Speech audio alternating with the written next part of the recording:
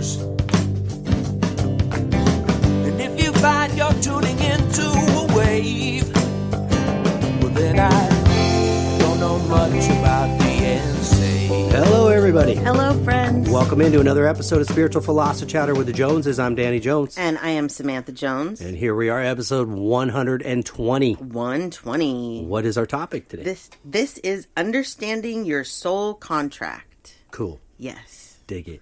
I'm looking forward to it. Awesome. Well, before we hop into this interesting one, how about anything from last week?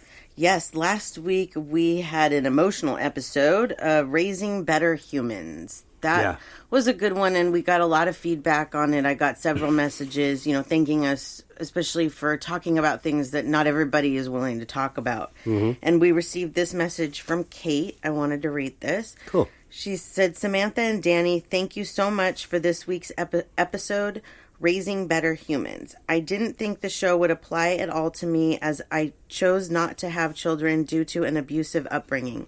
I found myself crying right along with y'all, and it was so introspective into my own upbringing. Thank you so much for enlightening me. Oh, thank you, Kate. Yes, thank you, That's Kate. sweet. We have different stories. I have mine that I didn't have kids of my own because of my abuse, and Danny's is on the opposite side. So we try to bring that yin and yang to all of our episodes so that our episodes are for everyone. Yeah. They capture everyone because not everyone has kids, and not everyone had bad relationships with their parents either. But, probably something that everyone could take a little bit from that episode. I hope. We all have our own story. Absolutely. But I'm glad that you got some out of it, Kate. Totally Yes. appreciate that. Thank you. Absolutely. Thank you for the feedback. And then we answer two questions every week from our listeners. And this week, after last week's episode, Patricia, who is a listener we talk about often, she messaged me and we had a very good conversation going there. And I wanted to talk about a couple of the questions that she asked in the conversation that we had. So both of these questions this week are from Patricia. Okay. The first one is, what exactly is religious abuse? Because we had talked a little bit last week about that is something that children suffer, So I wanted to read this that I got off a line. This is from WebMD. Okay. What is spiritual religious abuse? Any attempt to exert power and control over someone using religion, faith, or beliefs that can be spiritual abuse. Spiritual abuse can happen within a religious organization or a personal relationship. It is not limited to one religion, denomination, or group of people. It can happen in any religious group as an element of child abuse, elder abuse, or domestic violence. Mm-hmm. So basically, pushing your beliefs on your child. Mm-hmm. It's okay to have beliefs, and it's okay to raise your children with those beliefs. But when you use them against them, that's where the problem comes in. You did that, and now God is going to punish you. You're going to go to hell for what you did. Mm-hmm. If you act this way, you're going to hell. Yeah. That's simple religious abuse right there. Mm-hmm. Making a child live by ridiculous rules, in the name of religion. I'd put that there too. And sometimes it's just family tradition too. Yeah. This is what our family follows. This is what we do. This is, okay, I respect that. Yeah. But maybe I don't want to do it that way. Right, exactly. I'm so thankful that I was not brought up with religion. It was not something that was forced on me. We've taken the stance with Marina where we just let her pick whatever she feels comfortable with, you know. And she's been exposed to religion, and it's been kind of a struggle for her. Yeah. But for us, it's pretty much whatever you want to believe. If you want to believe what we believe, that's fine. Mm-hmm. But we're not going to love you any less if you don't. No. Because the kids have to make up their own decisions, and being forced to believe certain things doesn't work. Then they become young adults, and a lot of times they go, wait a minute, I had all this stuff forced on me. What do I really believe? Right. And then that's when a lot of trauma can set in with, whoa, I've been lied to my whole life. Yeah, I can feel that way for sure. Yeah, exactly. It's just, it's a lot to put on a young person's mind. I'm not saying don't encourage them to seek. Right. Excuse me, don't encourage them. Don't encourage them not to seek. Right. Let me rephrase that. meaning encourage them to seek their own truth, Yeah. their own belief in what it is that this, not just this life, but after this life. Right. What is it all about? If they want to gravitate towards what you believe in, Yeah. that's okay. Yep. But it still doesn't mean you have to give them ultimatums and, you know, it's sort of this kind of fine line, and it's not even a fine line, but there's this underlying condemnation Yeah. that goes with it. Yeah. If you don't do this as according to what this says, you're going to such and such. Right. Something's going to happen to you. Yeah. You exactly. will be, there will be some condemnation repercussion or repercussion for that. And Yeah. this is what I believe is kind of that root of that, what Yeah. we're talking about. Exactly. So Yep. it's guilting also. Yes, it is. Religious abuse is very broad spectrum, but I think anything that, makes a child question themselves or their life in the name of a religion, Yeah. Yeah. So, and then on to Patricia's second question. This one is for me. What is your least favorite subject to do readings on? And, it's funny because when I first started doing readings, I would have jumped and said love readings. I hate doing them because I don't want to tell people what to do. And this is a problem. When I see something coming and I have to say, look, this guy you're with, it's not going to last. You can stay with it or go or whatever, and they don't want to believe me, and then it happens, and then they come back and they're like, you said it was going to happen. Right. I hate to do that. I don't want to tell somebody that they're gonna to break up or whatever.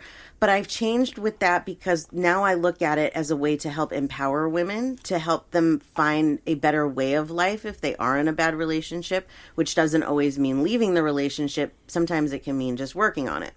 So if I'm answering that now, I don't like to do lost pet readings. Those are probably the ones. That's what I was going to say, especially ones that are traumatic death. Yes. It's kind of anything that's a traumatic death. Yeah, I hate to do those. But the lost pet readings, the problem with those is a lot of times the pet does end up deceased. And this might be an owner that's been looking for this animal for a long time, and they just have given their all, and you have to tell them, I'm sorry, but your pet has passed. And, I'm not 100% accurate. So there's always that doubt in somebody's mind. No psychic is 100% accurate, Right. but I mean, I'm pretty close. But there's always going to be that question in that person's mind. Is my pet really, are they passed? Right. I hate doing that to people. And then I also hate putting the false hope, because finding a lost pet that's been gone for years is also very difficult, So that's definitely, if I could cut anything out of what I do entirely, it would be the lost pet readings. Yeah. For sure. That's what would have been my first guess. Yeah, definitely. I think those are probably the ones I come to you and I'm like, oh, yeah. But both good questions. Thank you, Yes. Patricia. Thank you, Patricia, so much. We appreciate your Yes. questions always. So that is all I have for you from last week. Awesome. Yeah. All right, then. Well, let's jump into episode 120, Understanding Your Soul Contract. I love this episode because it ties up a lot of what we've been talking about for the last few weeks. We've kind of been on this series of relationships and why relationships are important and how they can be difficult. And this episode explains a lot of why it's important to have those relationships, because those relationships are the biggest teachers to us in this life. Right. So when I started doing my research for this episode and wanted to get kind of a definition for our listeners about what a soul contract is, the very first thing that popped up was both of our favorite sayings, and that is, you are a spiritual being having a human experience, not a human being having a spiritual experience. I love that saying. Yes, me too. It's exactly right. And if you learn to look at it like that this is actually like your movie or your play or your video game or whatever, and see that the bigger picture is that it's your soul, not the human part of it, Right. that's kind of when things really can open up. Another wonderful cliche in the same vein as that, which has been around for years and we've all heard it, I'm sure, is the phrase old soul. Yes. And when I hear that, when I first heard it, I don't know what I really thought of that. Yeah. Like, as a kid, I thought, what, you calling somebody old? Like, Yeah. but the more that I see this world the way I see it now, the more I understand.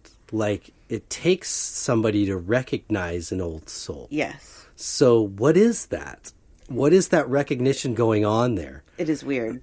And I wonder if that is two souls that recognize each other from another life. Yeah, it's very And possible. so it's kind of a way to coin that phrase or that feeling of, you're one of them. Yeah, you're an old soul. You're an old soul. Yeah. Yeah, I used to get that Like as a kid all the time. You've been here before. Yeah. And Marina always gave me that feeling. Oh, yeah, absolutely. Of like, you've done this before. You have, she's still like a typical teenager and has been relatively, average in most ways. Yeah. But there was something rather intriguing about her ability to connect with you and articulate. And I was like, wow. Yeah, you can feel it. It's one of those things that it's a feeling that you just, wow, this person is not new to this life. No. You can just tell. Yeah. And what a lot of people say that and have no clue what that means. I don't think any of us really 100% know what that means, but yeah. So I asked our listeners how many of them were familiar with soul contracts, and only 50% are familiar with this topic. So let's talk a little bit about this, what it is. Cool. So the life you are living and experiencing now is just one very small part of your soul's journey. Very small. We've all been here many, many times before, and we will be here many times after this life. For some people, this sounds miserable. They're like, I don't want to come back here. And you know what? I used to be one of those. It's freaked me out at first. Right. But when you really realize what eternity is, and how short of a time this life is in eternity, and how much little learning you do in this life, then it kind of starts to make sense. Yeah. When this is the human response to this is when we're in spirit form, we see it completely differently. We see it like, not that heaven's a waste of time, but this is where the big learning happens. Right. And so if you really want your soul to progress, then this is where you need to be. And I honestly feel like truth is, in eternity, you're going to spend probably equal amounts of time in both. Right, exactly. Yep. It may seem weird that since the spiritual world isn't actually like a physical realm, that it would have things like contracts and laws. But while it's true that the spirit world is all love and light, there is still the need for a certain amount of order to help us, to guide us, to keep us on our path. Well, that's why the universe itself, in the physical bodies, has order. Right. It has laws of physics, and you step into a different universe, it's going to have different laws of physics and things like that. So I'm just talking about the masses that you can see, touch, but we're talking about something different, which why wouldn't it apply the same? Right. Yeah. There has to be some level of, order, I guess. Yeah, there has to be. Yeah. Everything. So, simply put, a soul contract is an agreement made between two or more souls to have shared experiences with each other in the physical world. The contracts you make are for the mutual benefit of both parties. There are no winners or losers. Soul contracts are made on the soul level of consciousness. You create them most often between members of your soul family and soul group before you incarnate into a new body. They can detail any and all kinds of aspects about your life and include anybody. So we did an episode on soul family and soulmates. I think that was in the soulmates episode. But what soul family is those people that are in your close family. Like, they're the ones that are closest to you. And these souls tend to stay together in life. So like right now, these people might be your mother, your father, your husband, your wife, your kids, those people, your aunts, uncles, grandparents. Right. Those are the people in your soul family. Okay. Those people don't always stay that character. Like for your next movie, that your mom in this life might be your child in the next life. You know, we don't know these things. Right. But that's what your soul family is those ones that are closest to you. And then there's your soul group, which is these are your tribe. This is the people that, you know, your close friends that you're friends with. You would lean on besides outside of your family. Probably. Exactly. Right. Exactly. These are like the extended members that are still a part of this family, but they're just a little bit more on the outside. And then you have the people that come into your life that they don't really fit either one of these categories. They stay for a very short period of time, but those are also people that you make soul contracts with. That can be somebody that just comes into your life really quickly. It can be a boss. It can be, I have one example somewhere here in this, that it was that hot chick at the bar that, you know, gets you or makes you think about cheating on your spouse. Right. You know what I mean? Right. That person you may have made this agreement with on the other side before you came here to say, you know, at this point in my life, I'm going to feel like, you know, I might want to cheat. Right. And you come to this bar and this is what happens. Right. It's putting that lesson in front of you. And then that person, they're gone. That's it. Right. So those people are in a whole other class themselves. Yeah, you know, I would think for me an example of that would be, and I even coined it, when I met Milo was probably about 1992 or 93. Mm-hmm. And I, shortly after meeting him, left the group that I was in. I was fired from the group I was in. You?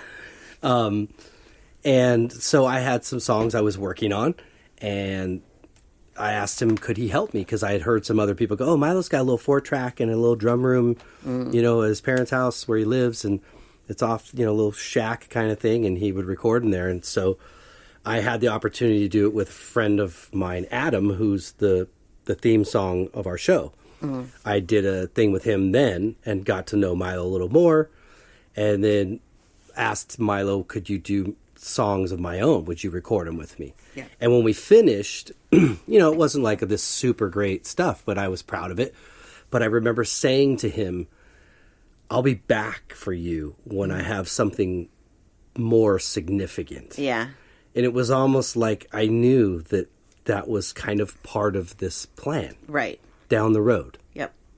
He's definitely a part of your soul group. Absolutely. Right. All these musicians that you work with are, and it's funny because all these souls are intertwined and they're all helping each other. And it's really cool to watch from my angle because, you know, most people don't get to see this, but what these souls do on the other side to help the ones that are still here is pretty wild. Incredible. Yeah. So anyways, these contracts are designed to create challenges, good and bad, challenges that will help our soul grow. Mm-hmm. The whole point of these contracts is that they will provide some form of lesson that you can integrate and take forward with you on your soul's journey. Cool. Yeah. Okay. So, we don't just have one soul contract. It's not...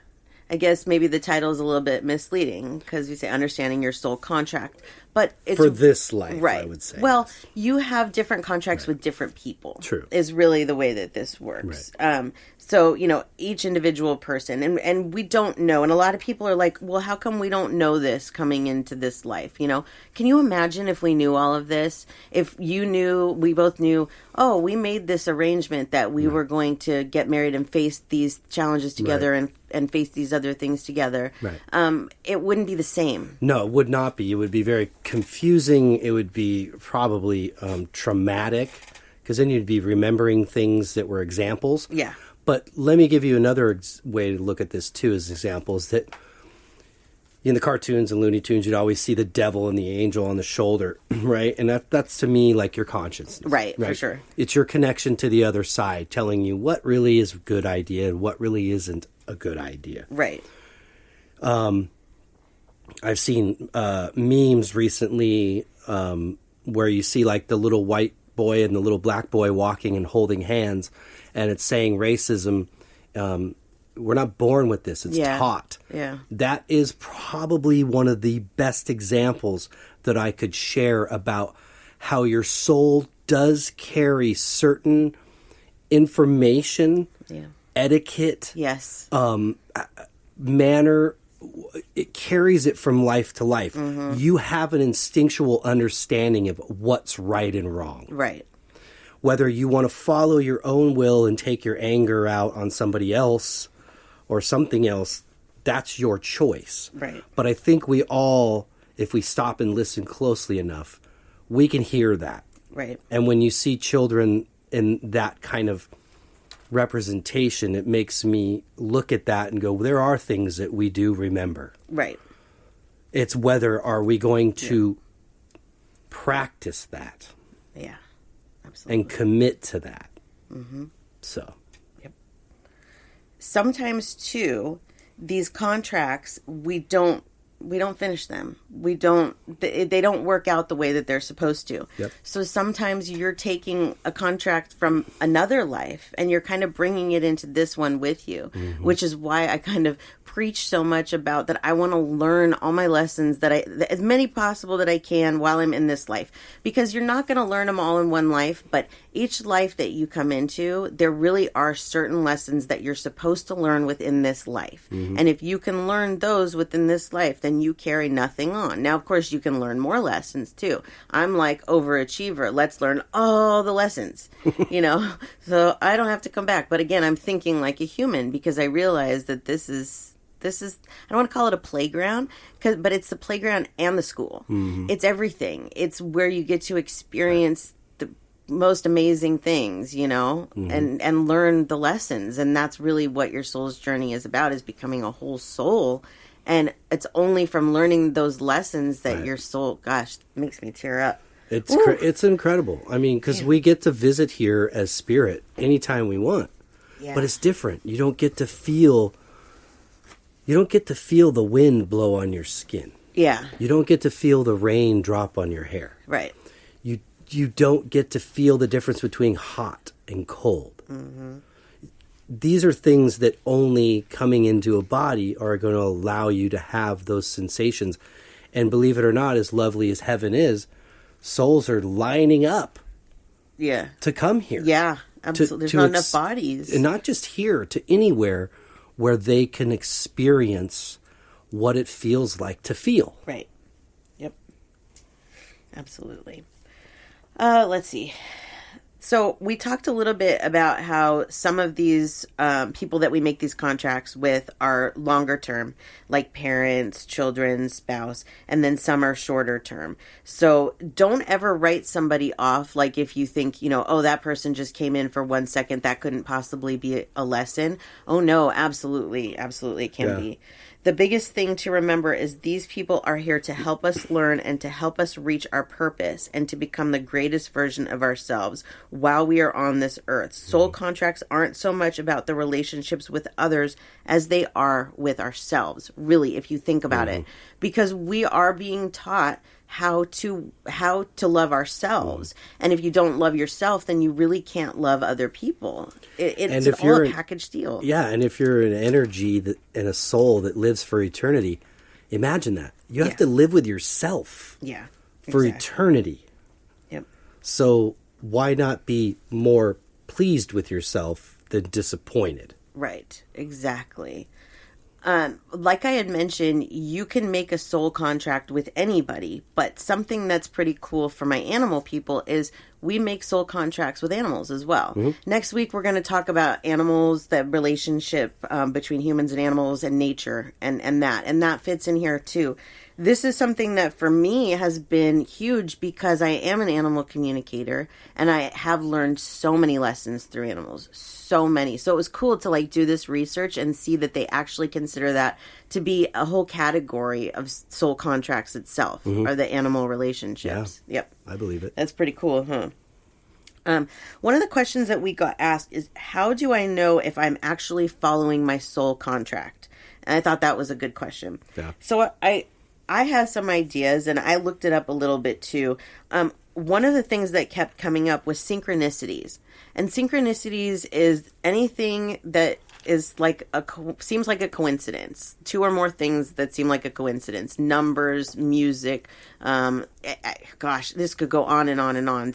Literal signs that have names, or TV commercials that have a name of somebody that passed. Or on and on and on. Ask for those things. Yeah. You know, like, that's a good way to start, I think, is ask the universe. Yeah. Am I? Yes. Am I on the path and keeping up this contract that I agreed to? Right. And I think you'll see a lot of the things you just mentioned. Yes, absolutely. That is one way to get confirmation. Then if you start seeing these things, these synchronicities, you'll absolutely know that they're telling you. And if you don't see them, then don't think that that means no, that you're not fulfilling this. They'll show you different things in different ways. You know, they might actually send a song that explains a little bit more about why you're not, maybe. You know, you have to listen for those things, but the synchronicities for sure.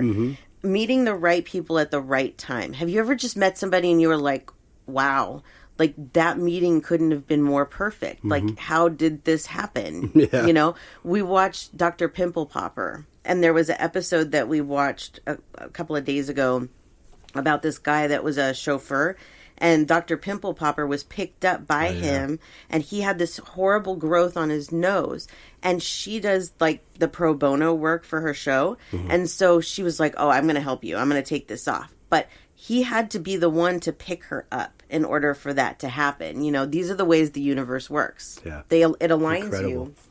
Yep. It aligns you with the right people at the right time. Excuse me, I got... Yeah, and she even said it on the show. She said it's like fate. Kismet, I was she supposed to called it, get in. You were supposed to pick me up today. Yep, exactly. So I could see it. Yep.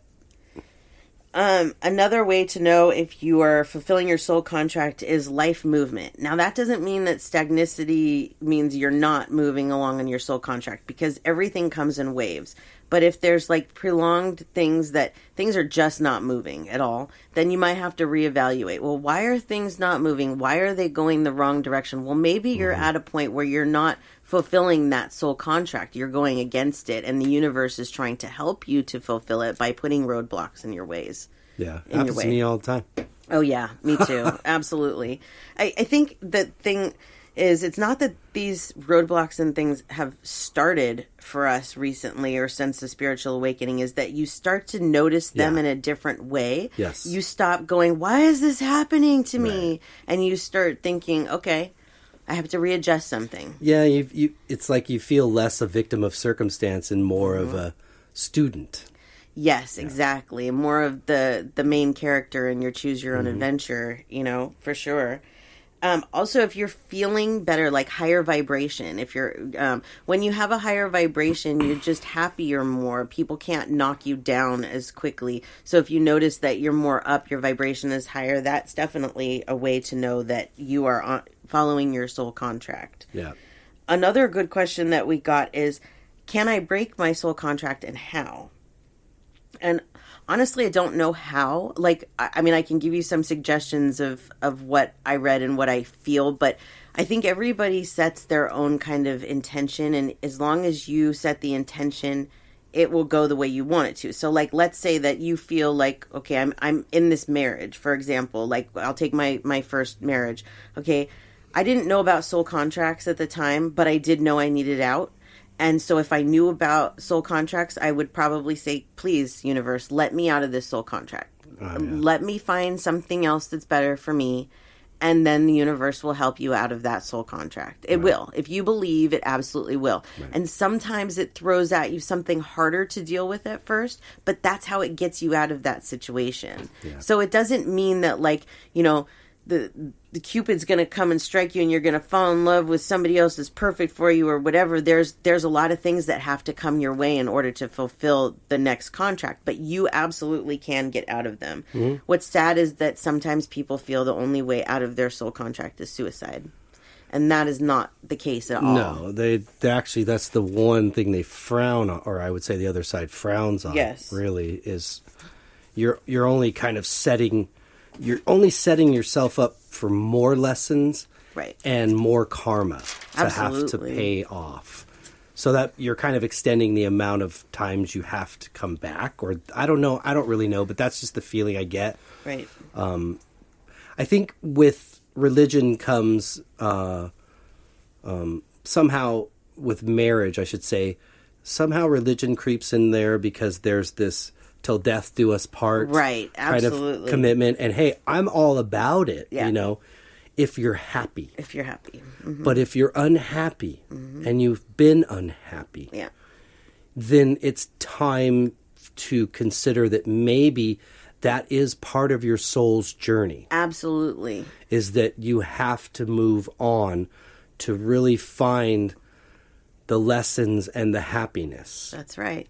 That a big part of our journey here, every time we're here, is to find happiness. So if you're miserable, then you're already definitely not fulfilling your soul's journey. And I'm not talking about, you know, every day is peaches and cream, because that's just not how life works. You're going to have ups and downs. But we all know when we're loved and when we're in a loving relationship and we're happy in that relationship. And if, like you said, if you're going prolonged periods of time, there's nothing wrong with asking for an adjustment to your soul contract. There's not. And, you know, that was probably the hardest part for me in asking for the divorce and having a child, was that pain of tearing it all apart and the guilt of tearing it all apart. Yeah. And thinking in a negative way that it's never going to be any better. Right. It's going to this is going to be terrible for my child, for me, for everybody in the long run. And I am testimony to the fact that it absolutely went completely the other way, because I asked the universe. Yes, absolutely. I begged. Yes. You know, I'm not sure, like, even for me as a psychic, I don't know everything, obviously. So I'm not sure if I asked for the soul contract to be destroyed with my first husband, or if that was just how that was supposed to go. I tend to believe that that's just how that was supposed to go, that we had gotten to the point where we couldn't learn anymore together. But I did ask the universe for a way out, for sure. And so it gave that to me. And I truly believe that if you're ready to be out of a situation and you ask the universe, it will get you out of it. But if you're like smack dab in the middle of a lesson, the universe isn't going to drag you out of that lesson just because you're a little bit uncomfortable. Right. That lesson, that, like I said, that soul contract is probably going to get uncomfortable. They are. We're not meant to be here to be. I don't know how to put this. We're not meant to be without struggle. No, it's not how you learn. You have to face the struggle in order to learn. Right. One of the things with my mom is that I feel she got out of her soul contract early by leaving. She passed early, and that's another way that you can opt out.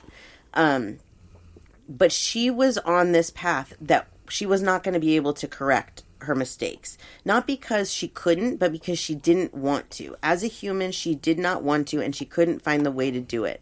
Her biggest issues were her health and money.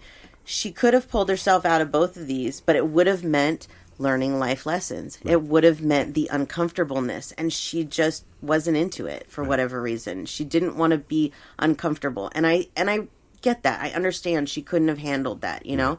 So she opted to end her journey early. So coming back actually to the question of how do we get out of that, I wonder too if sometimes in our dreams, if we actually, like, you know, we go to the other side and we talk to the other side, we talk absolutely. to. So like if you want to change something in your journey, I believe too that in your dreams you go and you talk to that other soul, and you two can adjust your soul contract together. So, you know, if there's one party that doesn't want out, I guess, you know, you can probably still go out of the contract, but I really do believe too that you talk about this, right? You know. Oh, I agree. I agree. There's a lot of kind of consulting and communicating besides this. Right. Another example I also believe is SIDS, which is sudden infant death syndrome, and this is something they can't really explain. And you know, as a child born in the 70s, our mothers were taught to put us in our cribs on belly up. Yeah. And all of a sudden they said, no, that's what's causing this. Yeah. And then society started flipping the children and putting them on their bellies. Yeah. And the same things were occurring. Yeah. And one of the things that Dolores even talks about is that this isn't some strange disease that's taking over infants' lives. It's the souls deciding they're not ready. Yeah, they got to go. They're just not ready. Yeah. They thought they were ready, and they're not. And you know what? It could also be, too, that not just that soul isn't ready, but the parents of that soul aren't ready. Or something's wrong with the body. That, too, yes. Mm-hmm. And that's always something that they do discuss and that's brought up, which makes a lot of sense, is that, no, there's something significantly wrong with the body. Right. They want to come back and do it over. Yes. They're, people that come into a handicapped life, that come in born that way, or even not born that way, but end up that way, they don't skip a lot of lessons, because that's a hard ass life to live in a chair. But they choose that too. That's but they choose that, and they work off a lot more karma that way. Yeah, for sure. So I wouldn't be surprised if all of us did that at some point in a life. It's probably important. It's important to get that perspective. Yeah. And again, it's like getting extra credit, kind of, if I could put an analogy to it. But. For sure. Yep. So now that we know that we have these soul contracts, what are the advantages of knowing that we have these soul contracts? How can we kind of improve our lives a little bit knowing this information? Well, here's a few things that this information can do for you. First of all, it does encourage us all to live our best lives. Yeah. Striving for greatness, not perfection. Right. In this lifetime is the most effective way to ascend your soul. Mm-hmm. With the biggest goals come the biggest challenges to overcome. Yep. So if things aren't coming to you easy, and you and I both do this a lot of times, it's like, here I am, and I'm like, well, I want to write a book. Mm-hmm. I am writing my book, but it's happening really slow. Mm-hmm. But I do that to myself. It's a big challenge, and it's a lot of work. Right. And you do that too with your work. We know that we have to do this because these are huge challenges. They're going to come with a lot of work, but they're going to be worth it. Mm-hmm. Anything that is worth having or anything that's good is worth putting that effort into. You know what I mean? Yeah, it's worth taking the time to build. And that success isn't based on dollar signs or notoriety. It's based on satisfaction. Yes. So if you're satisfied with the end result, then you've succeeded. Right. Exactly. Realizing, too, that we have all these soul contracts with people can also assist with healing. And this is something that is really hard to do, but I'm in the process of this. I have a family member, let's just call him Steve so that he can have a name, okay? And Steve has passed, and one of the things that I have been told I need to do is I need to forgive this family member for things that he did to me, okay? Right. I've actually had another medium communicate with him, thinking that he wanted to apologize to me, but finding out that really the part of my journey, the part of my soul contract with him is for me to forgive him, not wait for the apology. And I realized that a part of this is because we made this agreement together before we came here, that this was what was going to happen. And as hard as it is for my human mind to grasp that, I have to grasp that and realize that he's not the enemy, that he's actually a part of my soul family. And that has been one of my biggest challenges to date. This is really, really difficult. I'm working on it. But I know once I do that, it's going to bring a level of healing that I wouldn't have gotten any other way. So this is how we can heal our lives, by understanding that that person didn't do that to you because they're a bad person, or even necessarily because of what you may have done, but because of this was what your souls agreed to. Right. This was what was supposed to happen, so that you two could learn from each other for whatever reason. Yeah, and that's difficult to. There's no bad souls. I hate to say that, because there's some bad people. Yeah. But there's no bad souls. And that may sound like the hugest contradiction, ever, but we're not the same here as we are there. Yeah. That's why we have to come here and learn these things and make these choices. And a lot of, our journey is based on all of that. Absolutely it is. Yep. there's things like with this man that I have to get past. Like when he would come to me psychically to try and talk to me, I would like cringe, you know. Right. I'm supposed to get to the point where when he comes to talk to me, I embrace it. That's difficult, but imagine the healing there. Yeah. So imagine how you could do that with people that are still alive even, and just going, okay, I know that this didn't work out the way it was supposed to. Right. You know, I have no hate, honestly, for anybody that I've experienced anything with, because I realize that there's a purpose. You know, it may be hard to grasp, but it is. Yeah. There's a purpose for everything. Yeah. Okay, what else do I have for you?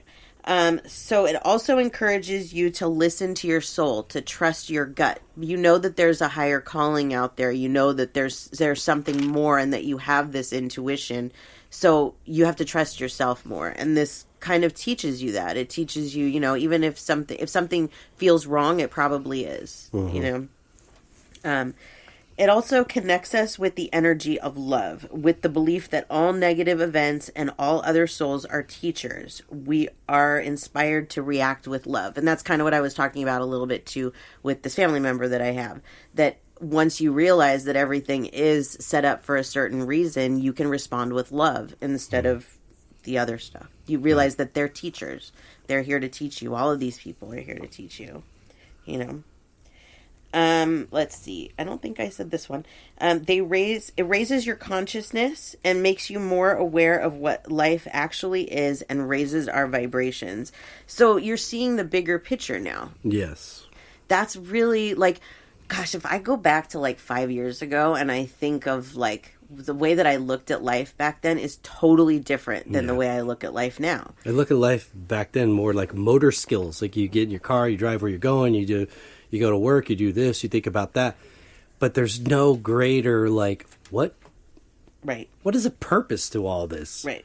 Then you realize that that's just because spirits can't, bodies can't float around from A to B like spirits can. We've got to get places quickly to do the things we need to do. Yeah. Because we're working or whatever it is. But there's all these little moments that are tucked in there. Yep. That sometimes go completely unnoticed. Yep. You know? Absolutely. But sometimes they're hindsight. And you go, oh my God. Yes. That was so meant to happen at that moment. Yep. You know? Yep. Hindsight's always one of those things. Yeah. That it has a tendency to like blow your mind. It's epiphany, you know, all day long with hindsight. It is. And, you know, we all are in different areas of our spiritual growth, obviously. I mean, even you and I, we're in different areas. But I've just gotten to this point where I realize that everything that happens to me is happening for a reason, and because it's supposed to, because I have to learn something from it. Yeah. Whatever it is. I probably overanalyze my life way too much. But the thing is that I know that I was put here to help other people with the things that I learn from the other side. And so by being an example, that can help me to help others too. So like you guys are hearing this story now about this family member. Well, maybe a year from now, I can come back and say, hey, he's coming to me and we're having good conversations. Right. That's what I hope. And then you guys can see this actually works. Yeah. It actually helps to heal your life. You know? That's great. That's a good point. Yeah. Yeah. I got to be the guinea pig. Which Somebody is hard, does. Right? It's hard, but I realize that that's, you know, I can help a lot of people that way. But there's so much to that, like you said, that, you know, in this process of the day-to-day and sort of going with the soul contract and trying to get out of my own way sometimes because, yeah, you want to question that. Even in this mortal body every day, no matter how connected, sometimes there are moments you're struggling with it. Yep. You know, where is this going? And then you just have to let go and go, I don't know where this is going. I just know I can't stop thinking about it. I can't stop doing it. I got to this is what makes me happy. I need to take care of this. Whatever it is, if you're driven, there's a reason. Right. You're driven.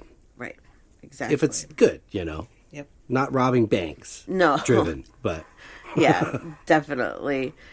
Something else, too, is that when you have something that you need to learn and you don't learn it the first time, it repeats itself. And so, like, there are things in our marriage that I've had to correct that I thought were my ex-husband's fault. And then coming into this relationship, I realized I saw the pattern. I saw, okay, my ex-husband said the same thing to me. And I realized I'm the part of the problem here. I need to fix this myself, you know? So you're going to have to face these same lessons. If you don't face them, if you don't learn from them the first time, then you're going to face them with somebody else, is what I'm trying to say. Like these soul arrangements that you have, like we don't know everything about how it works, but I guarantee you that, you know, there's like a contract that we have that said, if you don't learn these things from your first marriage, you know what I mean? Yeah. Like, that's how I feel, is like, then you're kind of put there because you have to learn them. And thinking that there's somebody else's lessons to learn and somebody else is the full problem does not help. Right. Because you're not perfect. And that's probably a big part of this too, is realizing that you're not perfect and you're never going to be perfect. But you can work for greatness, you know, like it said. But like one of the things that I saw, like, okay, here's a good pattern. If you have this pattern and it keeps coming back to you, this is one of those life lessons that's probably in one of your soul contracts here somewhere. Okay. Do you find it easier to just say yes than no? Do you put your own needs and desires aside to help other people or even animals if it's not good for you? Being called selfish may be one of the worst insults to people dealing with this type of soul contract or lesson. People may continue to try and teach you this soul lesson. It's not about not helping people. It's simply about making better decisions about who to help and when. This is a certain type of soul lesson, okay? This is something I have always struggled with, that it is just easier for me to not say no or just whatever, go along with whatever, because it's just easier. And when this came up as one of the examples online, I was like, I know a lot of people do this, not just me. Right. But you can see how in your life this probably continues to come back to you. There might be even little people that come at you and like try and take advantage of you, and you let them take advantage of you, and then that lesson comes back again with somebody else taking advantage of you. But these people were here, they're put here to teach you. They're put here to take advantage of you. And that's another thing for people that's really hard to grasp, is that when somebody is bad to you, they're here to be bad to you. Not because they're a bad person, but because it's a part of your soul's journey. Without these things happening to you, your soul wouldn't have the same kind of journey. So like one of the examples that I saw online was like somebody that gets their house robbed and all their jewelry stolen because, you know, they're supposed to learn something about material possessions, okay? That they're not important, or whatever their life lesson is. Well, what about the person that robbed their house? What about them? Don't worry about them. They're good. They have their own life lessons, okay? Yeah, I think we're all quick to think like, oh, that person got away with it. Exactly. How do you know? But that person did that to you because they had to learn a lesson as well. So you two made that contract together to learn that lesson.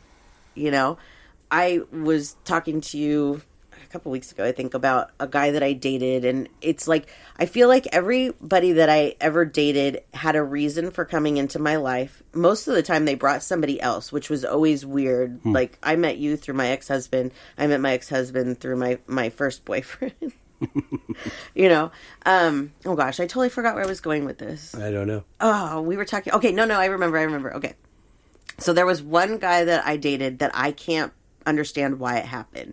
Like, there's really no reason for it except that I did learn a lot about myself. But when I connect to this situation, I realized that him and I had a soul contract, but a lot of it was to try and help him with a lesson that he had, that he was supposed to react differently, that there were lessons there that he needed to learn. And I was the bad guy, unfortunately, in this story, because he wanted to be in a relationship and I didn't want to be in a relationship with him. Right. But that was a part of his soul lesson, you know, and a part of mine. We made that contract together. So even though I was like, this one relationship doesn't really make a lot of sense, I realize now it was way more about him than it was about me. Right. And, you know, sometimes you're the bad guy in the story. Well, even if it's not you're a bad guy, you're instrumental in somebody else's path, somebody else's lesson. Yes. Whether they may think you're the bad guy. Yeah, whether it's a snip of time or a long period of time. Right. You know? Right.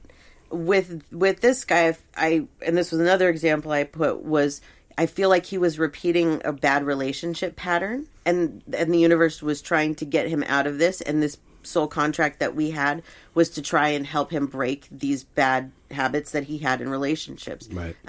I don't think it happened, unfortunately, but that's not my lesson to learn, you know. But I was an instrumental part in trying to help in that. So, you know, you just never know. You never know what part you play, and I'm what sure part you the had other person lessons plays. intertwined in there Yes, too. for sure. But, yeah, I did. Yeah, I could see that. Yeah. So we all have these stories in each other's lives, and a lot of times they don't make sense at the time that we have these relationships, friendships, whatever they may be. But every single person that we encounter is here to teach us a lesson. They're here to teach us something about ourselves, something. And we're here to help them as well. Like I said at the very beginning, this isn't, you know, one-sided thing. We're equally here to help each other. There's no winners or losers. We're all here to help each other, you know?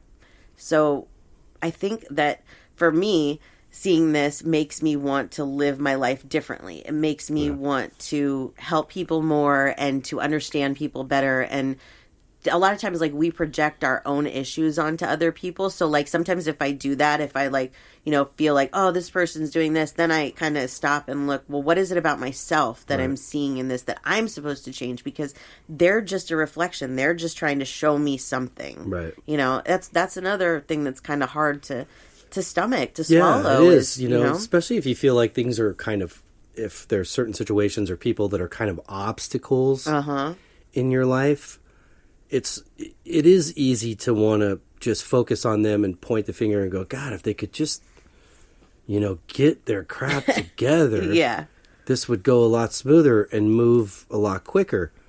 However, I do have to look at, well, what is it, you know, that's got me? Why does it affect me like this? Right, you know? Exactly. So the more that I pay attention to that, it gives me less time to focus negatively on that person or situation. You know, I can be more like, well, no, I'm going to kind of look at it this way or approach it like this. Exactly. And it might take a number of different tries. Yeah. But, yeah. You know, I think that the big picture of this is that this is just one life that we have to live here. And it's not easy. It's never going to be easy because this is the school. And these people that come into our lives, they're the teachers, and we're the teachers for them. And if we can look at things more this way and recognize this, then we can fulfill our soul contracts. With, I don't want to say with what's the word I'm looking for here? It'll be easier, you know? Yeah. It won't be as hard because you're not resisting as much. If you're going with it and understanding that sometimes it's not going to be easy, and sometimes you're going to have to face these things about yourself, and facing things about yourself is very hard to do. Oh, yeah. Yeah. But that's what we're here for. Yep. It's our movie. It's our play. Look at yourself as the main character, and, you know, it's our eternity. Character. We have to deal with ourselves for eternity. Yeah, absolutely we do. So you might as well like what you got. That's right. So there is my episode on soul contract. Yay. I hope it wasn't too confusing, because I know sometimes, like, you know, these kind of topics, they can get a little bit out there. If anybody has any questions about it, please share them, and we'll address them as best we can next week. But I like to think that we give kind of the dummies versions of these topics to try to simplify it. That's what I try to do, because I'm not super educated in any of it. I just go with what I feel and what I believe and what makes sense for me. Yeah, me too. Sometimes, like, I feel like I have all of these things in my head, and then they start to come out of my mouth, and then I'm like, but wait, does that make sense? Did I give enough backstory? Because, you know, like, if you're just coming into this soul contracts episode and you haven't listened to, like, the other ones, like, you know, the relationships or the soulmates or whatever, you might be confused, you know? Yeah. So I like you said, I kind of try and make it like the version I would want for myself. Kind of. You might be confused even if you did listen to those. Yeah. But totally. So that's why we encourage, just ask. Absolutely. You know? We love to answer your questions. Right. So. And again, you know, I can only give you my opinion. That's right. This is just our opinion. We don't know. Nobody really knows. No. we just know what we feel, what we hear, you know, and what makes sense to us. And since living my life this way, my life makes way more sense than it did before. Way more. It's changed a lot more. Yes. You know, things and for the better. Yes. So, but that's the hard part so to different. ignore, you know. Yep, exactly. So, emotional. My Yeah. nose is stuffy. that was great. Yay. Thanks, babe. Great. Well, before we say goodbye to our friends, would you like to share your information? Yes, you can find everything you need to know on my website, SamanthaJonesPsychicMedium.com. If you'd like to reach us at the show, spiritualjoneses@gmail.com is our email. Very Thank you, sir.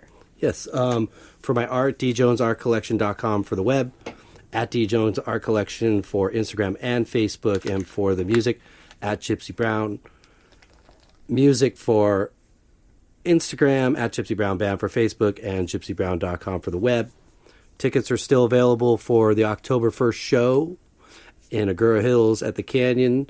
You can get those at eventbrite.com, or you can message us, and we have tickets for sale as well. Yay. So hit me up, but I hope to see you there. Yep. If you can make it. If you're in another country, I'm sorry, but I'll hope that you'll be there in spirit. Yep, for sure. We are excited about it. Yes. Yep. So that's all I got. Yay. Well, we hope everybody got something out of this week. That we do. I did. Me too. Thanks. Yes. And we hope everybody has a great week. Yep. Until next week. Peace and love.